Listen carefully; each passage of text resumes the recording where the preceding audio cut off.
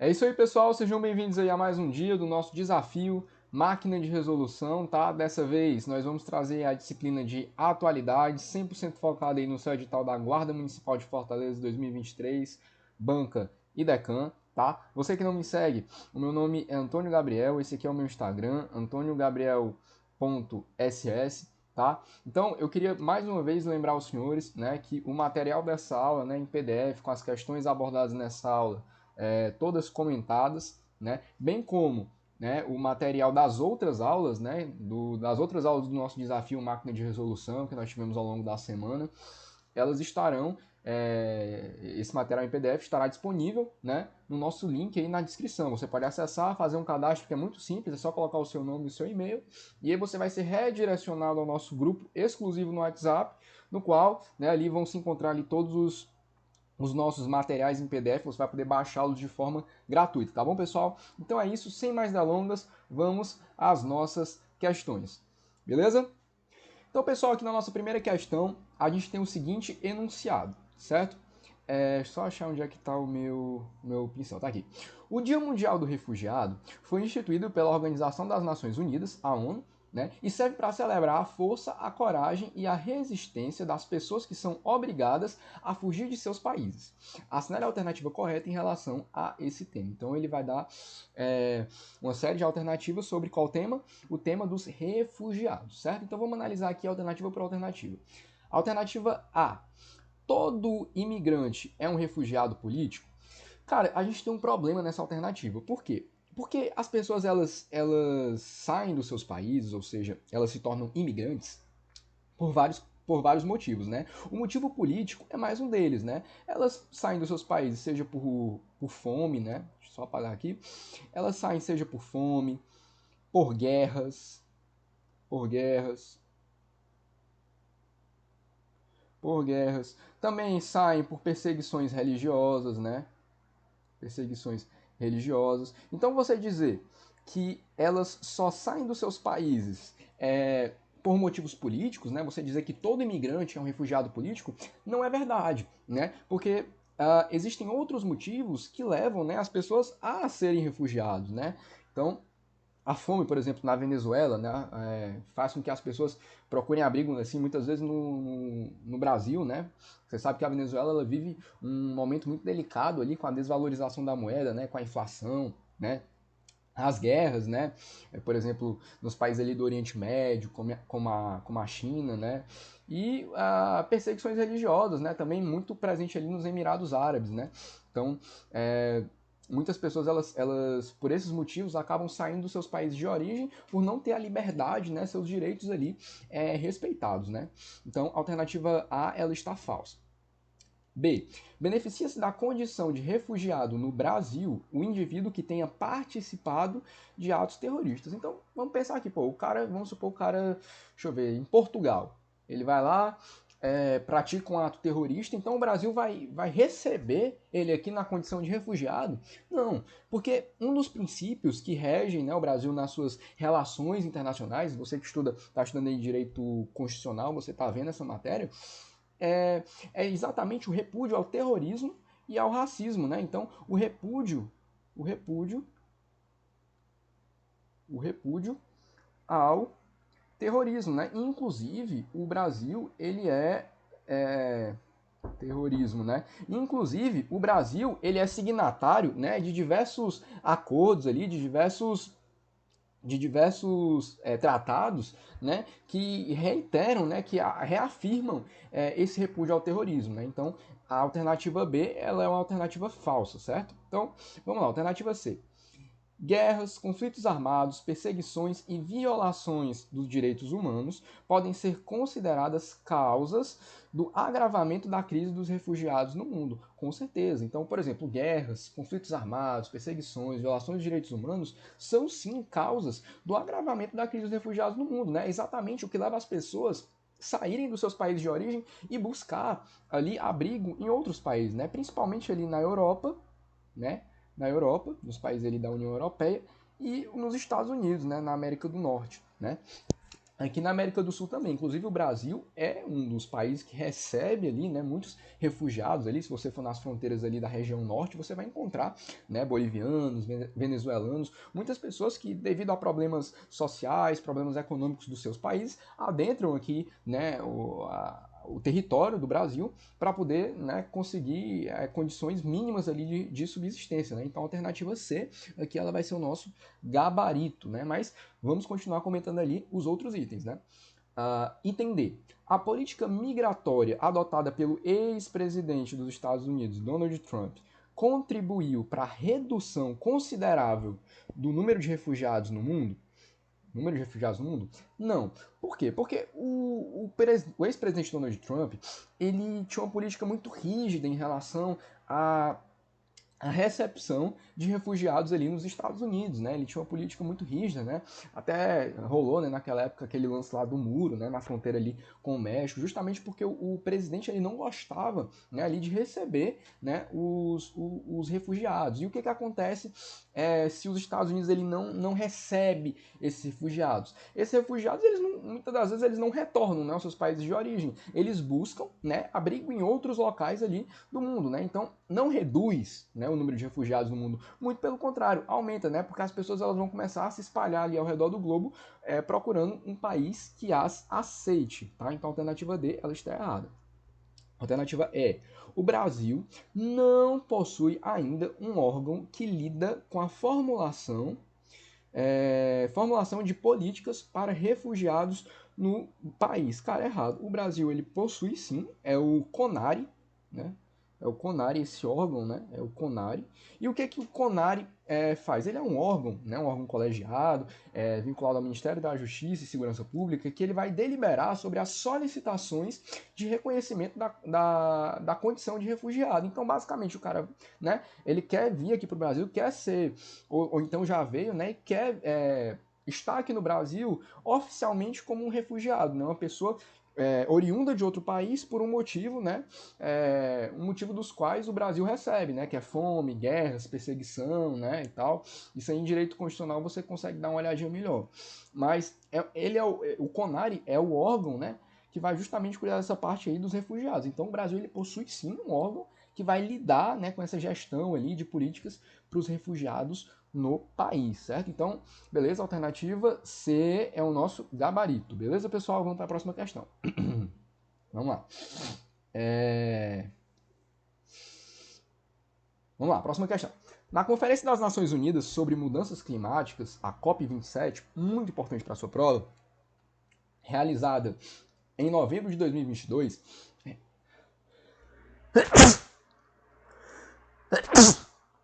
Ai, merda. Começando de novo.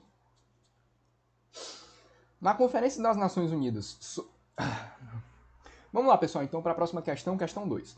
Na Conferência das Nações Unidas sobre Mudanças Climáticas, a nossa COP27, realizada em novembro de 2022, representantes de mais de 190 países firmaram um importante acordo considerado até mesmo histórico. Beleza. Aí ele quer saber, né? Ele quer que a gente assinale a alternativa que aponta qual é o teor, né, desse acordo histórico aí assinado. Tá? Então, basicamente, o que que acontece? O que que é essa COP27? Ela é uma conferência, tá? Que ela é realizada para debater mudanças climáticas, certo? Ela é utilizada para debater mudanças climáticas. E a última edição dela aconteceu em qual país? No Egito, certo? No Egito, numa cidade chamada Sharm el-Sheikh. Sharm el-Sheikh. Eu acho que minha pronúncia não é muito interessante, mas o nome da cidade é essa, tá? Então, o grande destaque dessa conferência foi o quê? Foi a criação de um fundo de compensação de perdas e danos para os países em desenvolvimento, né? Então, esses países em desenvolvimento eles vão ter um fundo de compensação, né, justamente para ajudar ali nas perdas e danos, né, justamente para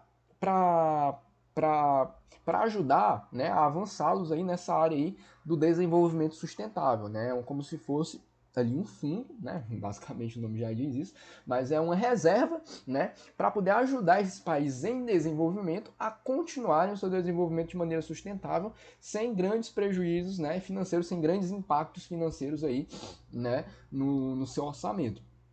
Então, qual a alternativa que descreve isso para a gente? Lógico, é a alternativa A. O que aconteceu? A criação de um fundo para danos em países vulneráveis, né? Ou seja, países em desenvolvimento, certo? Então, alternativa 2, questão 2, alternativa A é o nosso gabarito. Então, beleza, pessoal, vamos lá. Então, pessoal, agora aqui na terceira questão, ele traz um fato acontecido aqui em novembro de 2022, né? Então, vamos lá. Em novembro de 2022, um forte terremoto atingiu um país asiático,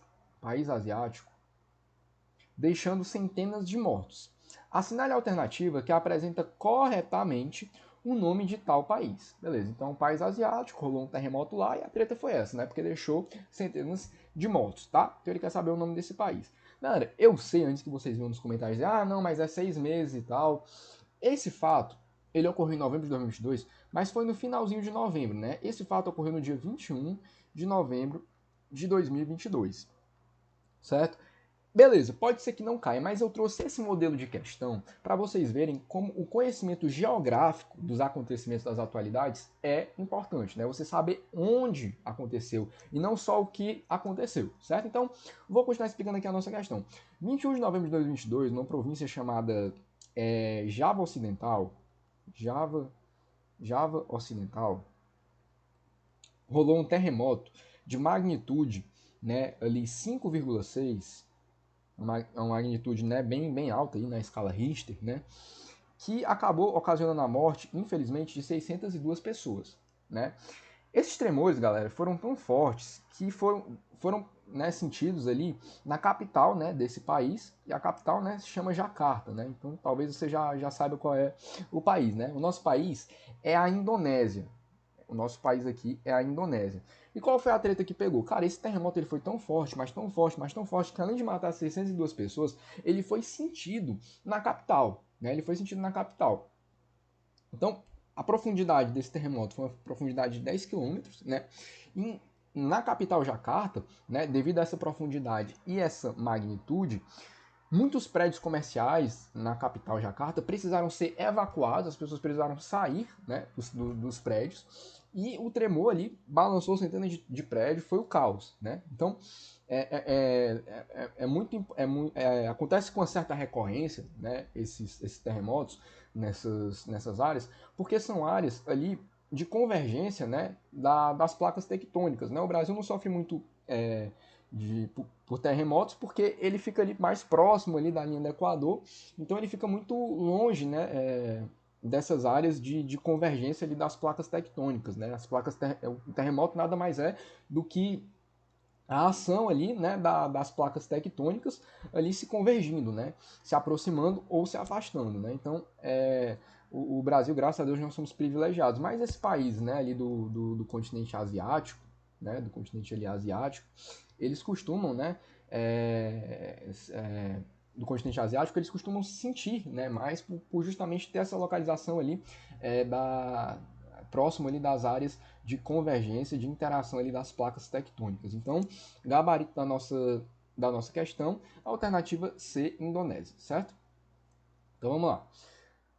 Então, pessoal, vamos aqui para a nossa quarta questão. Após a Rússia ter invadido a Ucrânia, a Suécia e a Finlândia decidiram aderir à OTAN. No entanto, um dos países membros com poder de voto, ou veto, né, acho que a redação mais correta aqui seria veto, está dificultando a entrada desses dois países na referida organização internacional.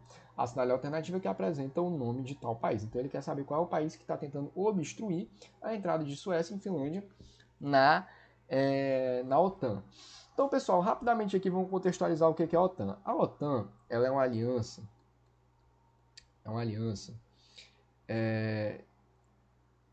político,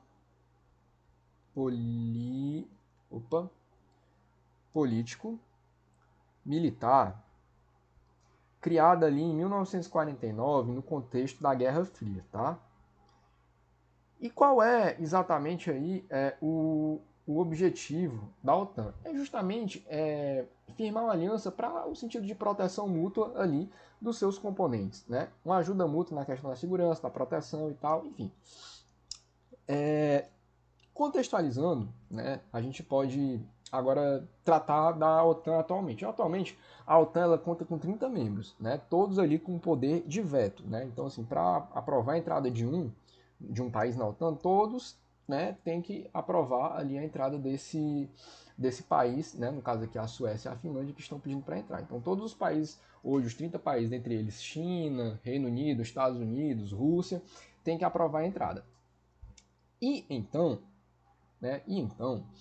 o que acontece? A Turquia, né, a alternativa B aqui correta, ela não tá querendo que a Suécia e a Finlândia adentrem aí a OTAN. Por quê? Principalmente aqui a treta é com a Suécia. Qual é o motivo da treta com a Suécia? Basicamente, sanções comerciais. Sanções comerciais. Aí você pergunta, que sanções são essas, Gabriel? Essas sanções, vou te explicar. O presidente Recep Tayyip Erdogan da Turquia, ele não admite, né, que países que aplicam sanções comerciais à Turquia entrem na OTAN. Aí que sanções são essas? Vou responder a pergunta agora. Porque há 3 anos atrás, a Suécia ela interrompeu a venda de armas para a Turquia. Por quê? Porque a Suécia acusa a Turquia de participar, né, de envolvimento militar na guerra civil da Síria. Né? Então aí por isso, a Suécia suspendeu aí a venda de armas há 3 anos para a Turquia. E isso, claro, é uma sanção comercial, né? E a Turquia, óbvio, não se contentou com isso e, né, guardou essa mágoa aí, esse rancor até agora, né? E aí, agora, simplesmente, né, diz, tu vai me vender arma, não vai me vender arma mais não? Então, não vai entrar na OTAN também não. Então, basicamente, esse foi o motivo, né? Então, a Turquia, né, ela quer obstruir a passagem desses dois, a entrada, né, desses dois países aí na OTAN. Beleza, galera? Vamos para a próxima questão. Então, pessoal, vamos aqui para a nossa quinta questão. Ele fala assim: um dos maiores desastres ambientais no Brasil completou 3 anos no início de 2022. O rompimento da barragem da mina Córrego do Feijão, em Brumadinho, Minas Gerais, provocou a morte de mais de 270 pessoas e uma série de danos ambientais imensuráveis. O rompimento da barragem despejou 12 milhões de metros cúbicos de rejeitos de mineração na boca do rio Paraopeba. A lama percorreu mais de 300 quilômetros, afetando 18 municípios e atingindo 944 mil pessoas. Beleza. E aí ele pergunta, né, em relação ao trecho acima, assinale a alternativa correta. Beleza. Alternativa A. Os metais pesados encontrados no meio hídrico, logo após o rompimento da barragem, não têm efeitos na bioacumulação ao longo da cadeia alimentar. Cara, eu trouxe essa questão, é uma questão, claro, o nível dela é um pouquinho mais avançado, né? Mas para você ver, como se você tiver uma certa percepção de prova, uma certa malícia, ali você consegue resolver essa questão. Vamos olhar aqui item por item. Ele está dizendo aqui no item A que os metais pesados, eles não têm efeitos na bioacumulação ao longo da cadeia alimentar. Cara, vamos supor, beleza. Aqui a gente tem o rio, tá? E aqui a gente tem a barragem, né, que acaba estourando e os rejeitos vão aqui para o rio, certo? Nesse rio tem os peixinhos, certo? Os peixinhos, eles vão e comem, né, ingerem parte desses rejeitos, né? E aí nós temos o predador do peixinho, né, o famoso aqui P1. E ele come esse peixinho que comeu, né, o rejeito, né? E o predador, né, esse P1, ele fica com um pouco de rejeito nele porque ele comeu o peixinho, né? E o predador do P1, o predador P2, ele vai, né, com o predador P1 que comeu o peixinho, que comeu o rejeito. Então, você percebe que ao longo da nossa cadeia alimentar aqui, todo mundo fica com um pouquinho desse rejeito. Então, é errado você dizer que não tem bioacumulação ao longo da cadeia alimentar. Então, a alternativa A, ela está errada. Alternativa B. O impacto ambiental do desastre é homogêneo em toda a área, ou seja, todas as populações, tais como mamíferos, aves, peixes e espécies vegetais, foram igualmente impactadas em relação aos níveis de intensidade. Não, é errado você dizer que esse predador aqui, ou então o P2, ou então o predador lá no final da cadeia alimentar foi impactado igualmente ao peixinho que teve o contato direto ali com o rejeito. Então não foram níveis iguais para as populações, foram níveis diferentes, né? Então, B está errada. Vamos pular aqui a C, né? Não, vamos dar uma lidinha na C. A recuperação do leito do rio é um processo lento e gradativo, com certeza. Duas alternativas possíveis consistem no desassoreamento e na biorremediação. Beleza, dois conceitos que você pode não saber, você faz um asteriscozinho e vai para o próximo item. Aparentemente está certo, vamos para o próximo item. A lama que atinge os ambientes aquáticos causa a mortandade imediata de peixes em decorrência do excesso de oxigênio dissolvido, causando eutrofização e alterando o pH do curso da água. Aí você fica, meu Deus, falou grego. Mas se você analisar esse trecho aqui, a mortandade imediata de peixes, beleza, ele não especifica qual é a quantidade de peixes, mas dá para você ter uma ideia de que não é essa mortandade imediata. Tem peixes que sobrevivem e passam esses rejeitos, como a gente viu aqui no item A aqui, para o resto ali da nossa, cadê o meu pincel? Tá aqui no item A. A gente viu que esses peixes eles sobrevivem, né? São comidos pelo predador e o predador passa ali os rejeitos para a cadeia alimentar. Então é muito forçado ele dizer que causa essa mortandade imediata. Às vezes não é tão imediata, não. Então, D está errada. Vamos lá. Alternativa E, desculpa. Desculpa, pessoal. Vamos lá, alternativa E.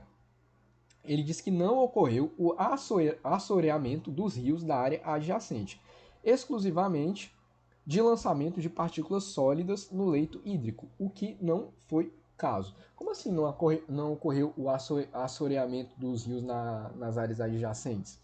Claro que ocorreu esse assoreamento, né? Os rios eles foram poluídos ali por 12 milhões de metros cúbicos de rejeitos. Então, é lógico que houve esse assoreamento, houve essa contaminação aí dos rios, né? Muito forçado você dizer que não houve. Quando você vê também que tem muita palavra aqui restringindo, né? Não houve. Outra palavra aqui, por exemplo, exclusivamente, tal, você já vê que está errado. Então, qual é a alternativa correta? A alternativa correta aqui é a nossa alternativa C de casa, né? É um processo lento e gradativo, né? Esse processo de recuperação dos rios. E, né? O que você pode fazer, né? Para resgatar esses rios é o próprio desassoreamento, né? E a própria biorremediação, né? Então, vamos lá, alternativa C. Vamos para a próxima questão. Vamos aqui para a nossa sexta questão, nossa penúltima questão aqui do nosso simulado.